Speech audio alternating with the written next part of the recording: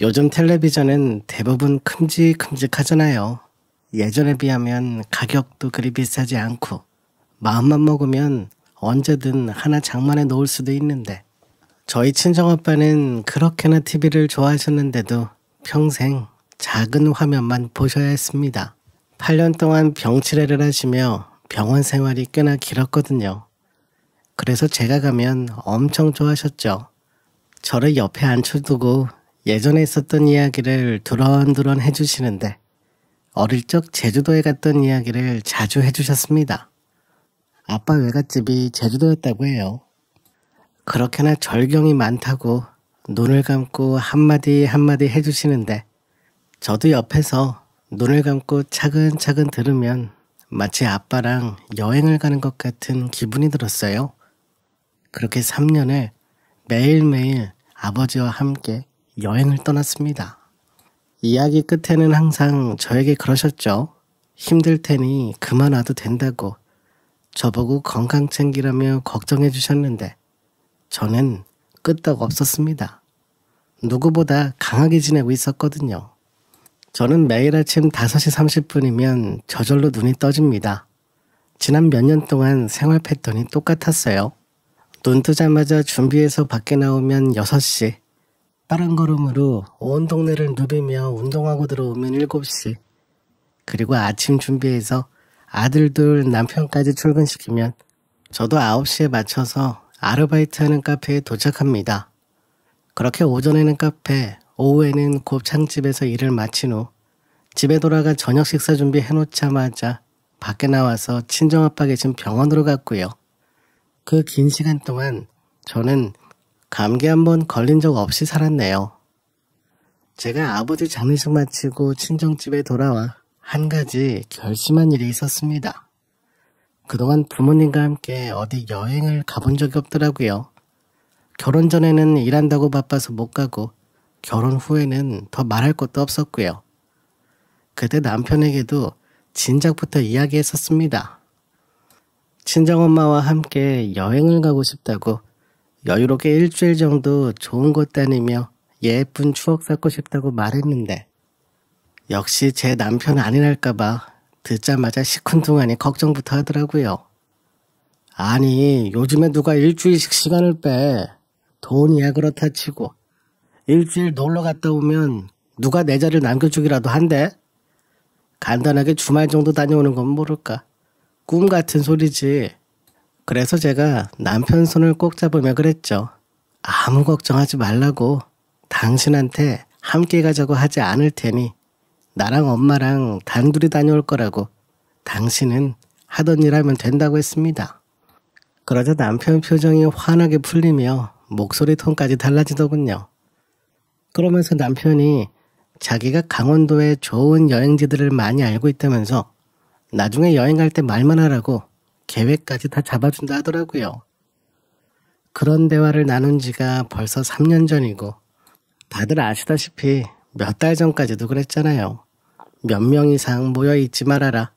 식당에도 가지 말아라. 멀리 가는 건 특히 안 된다며 난리를 쳤으니 저의 여행 계획도 하루하루 계속 밀리기만 했었죠.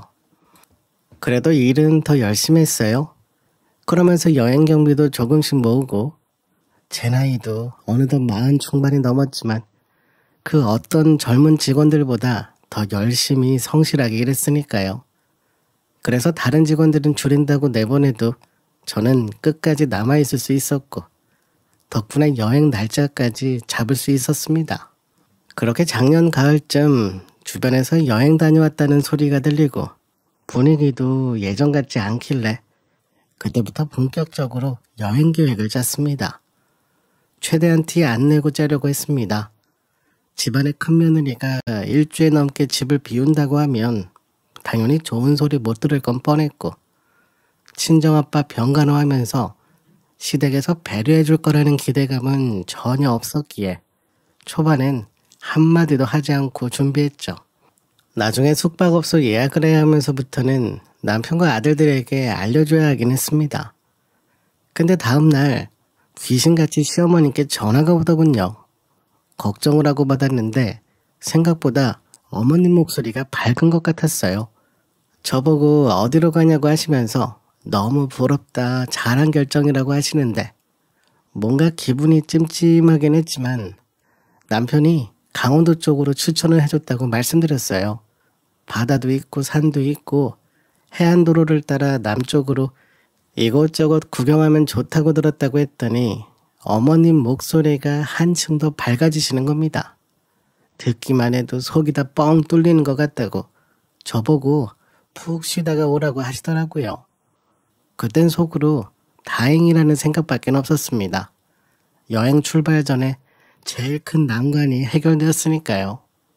그렇게 여행 출발 날짜는 점점 다가왔고 저도 다니던 가게에 양해를 구한 뒤 아들들이 먹을 반찬 냉장고에 가득 채워놓고 짐가방을 쌌습니다.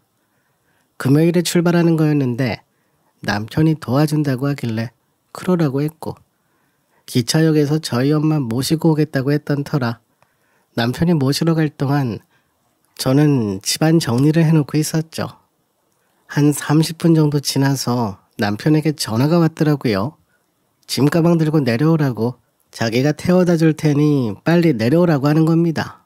무슨 바람이 불었나 싶어 주차장으로 내려가 봤는데 멀리서도 저희 남편 자동차가 어디 있는지 단번에 알아보겠더군요. 저 멀리서 알록달록한 옷을 입은 사람이 저를 향해 손을 번쩍 들고 흔드는데 친정엄마가 아니었어요. 저희 시어머님이셨습니다. 트렁크를 열어보니 역시나 익숙한 가방이 추가로 들어있었고요. 제가 이상한 눈으로 쳐다보자 어머님은 저를 보며 아니라고 그냥 여행 기분이라도 느껴보고 싶어서 아들 차 얻어 타고 나온 거라고 하셨고 강원도가 생각보다 날이 추워서 걱정이 되어 나와봤다며 웃으시는데 제가 며느리 생활만 10수년인데 모를 수가 있겠나요. 어머님 옷차림만 봐도 선글라스까지 쓰시고 그 누구보다 여행을 떠나는 사람처럼 입고 오셨는데 저는 너무 기가 막혀서 남편만 쳐다보고 있었습니다. 그러자 남편은 여행 경비 부족하지 않냐며 억지 웃음을 짓고 있었고요. 저랑 친정엄마는 뒷자리에 타고 남편과 시어머님은 앞에 타고 갔습니다.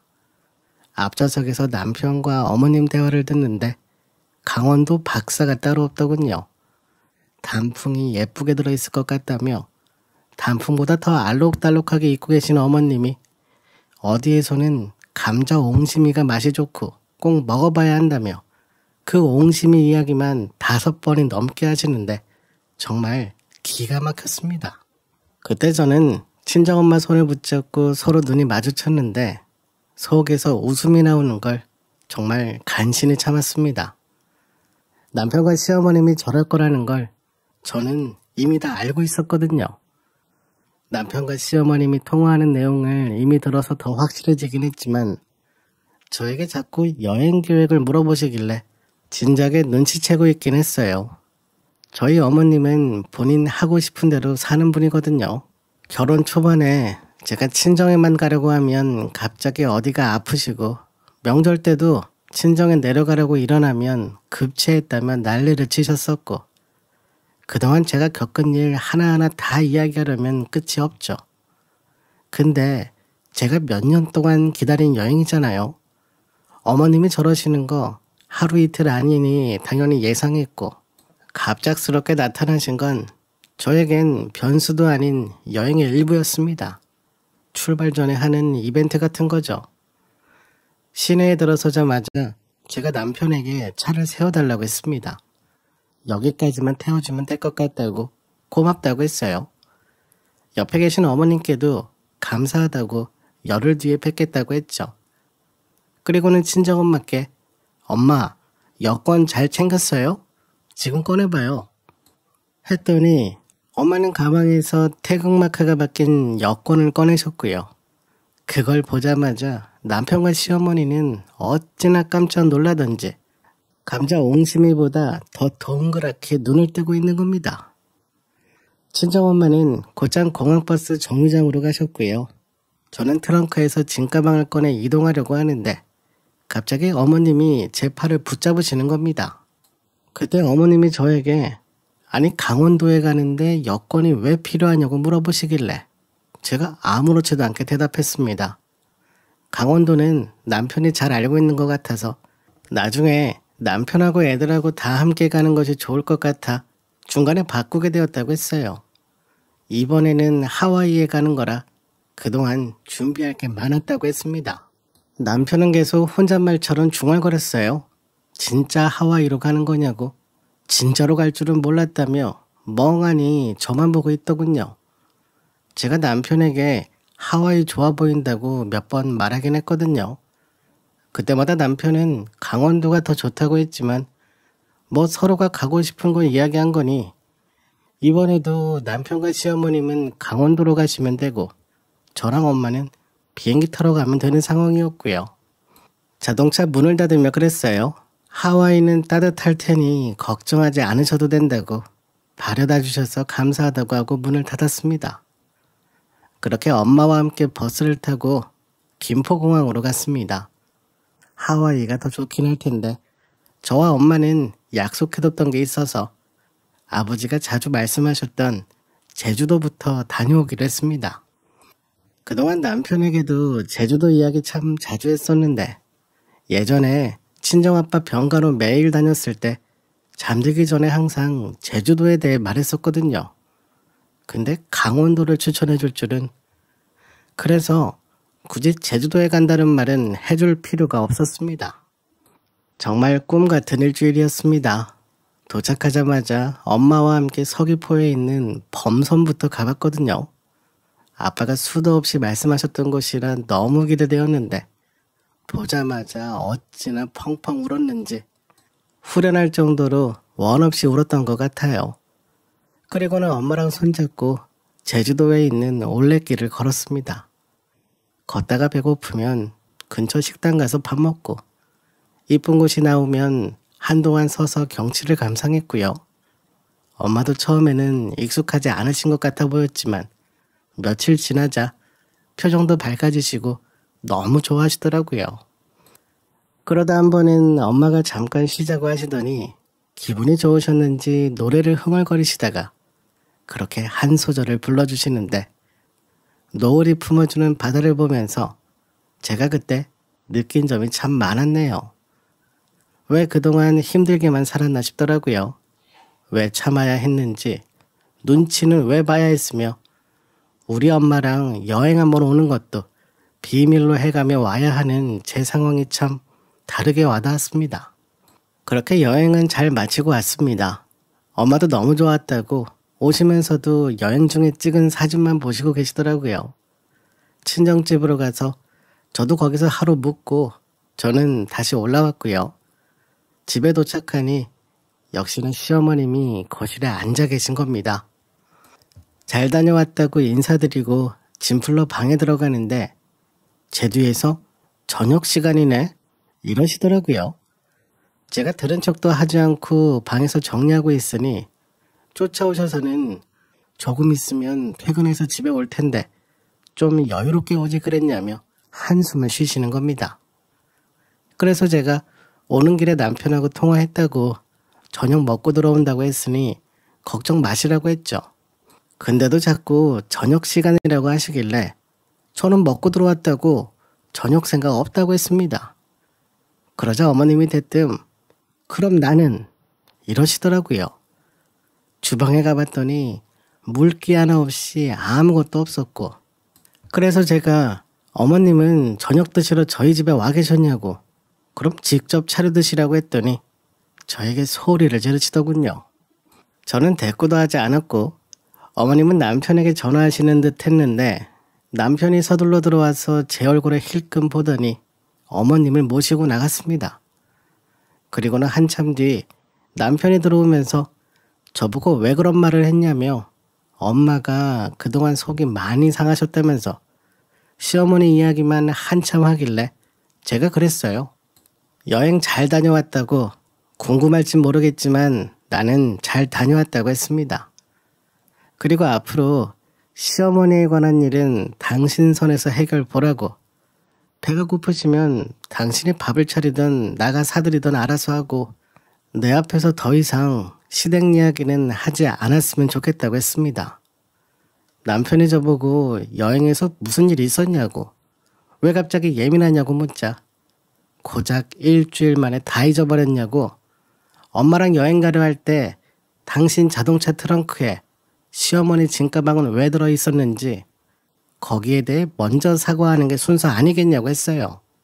그제서야 남편은 저보고 미안하다고, 엄마가 저렇게까지 나올 줄 몰랐다고 하길래 지난 일 갖고 들춰가며 당신 바가지 긁을 생각 없고 여행 가서 다 털고 왔다고 했습니다. 하지만 앞으로는 내가 일방적으로 참고 맞춰주고 그럴 일은 절대 없을 거라고 했어요. 예전에는 다 했는데 왜 그러냐 이딴 이야기 꺼내면 나도 지난 일 다 들춰오겠다고 했습니다. 친정에 하는 만큼 어머님께도 할 거고, 당신도 균형 잡으라고, 당신이 그게 불가능하면 그냥 각자 부모님께 각자 알아서 하자고 이야기했어요. 내가 3년 전부터 이야기한 여행에 시어머니가 끼어들었을 때 이미 선을 많이 넘으신 거고, 옆에 친정엄마가 계셔서 참고 넘겼지, 아니었으면 그때 이미 뒤집었을 일이었다고 말했죠. 당신까지 별일 아닌 걸로 느낄 정도면 내가 그동안 너무 잘못 살아도 한참을 잘못 살았던 것 같다고 했습니다. 나를 무시한 것뿐만 아니라 친정엄마까지 무시한 행동이라고 말했죠. 그렇게 그날은 남편도 계속 사과하고 다시는 이런 일 없게 한다고 했고요. 그 뒤로 지금까지 어머님이 몇 번 선을 넘으려고 최선을 다하셨지만 중간에 남편이 악착같이 나서서 말리는 것 같았습니다. 시어머니 기대치가 워낙 높으셔서 양쪽 똑같이 하기가 불가능했어요. 그냥 각자 부모님께 알아서 잘하자는 쪽으로 결론이 났고, 최근 명절에도 저는 친정에 다녀왔고요.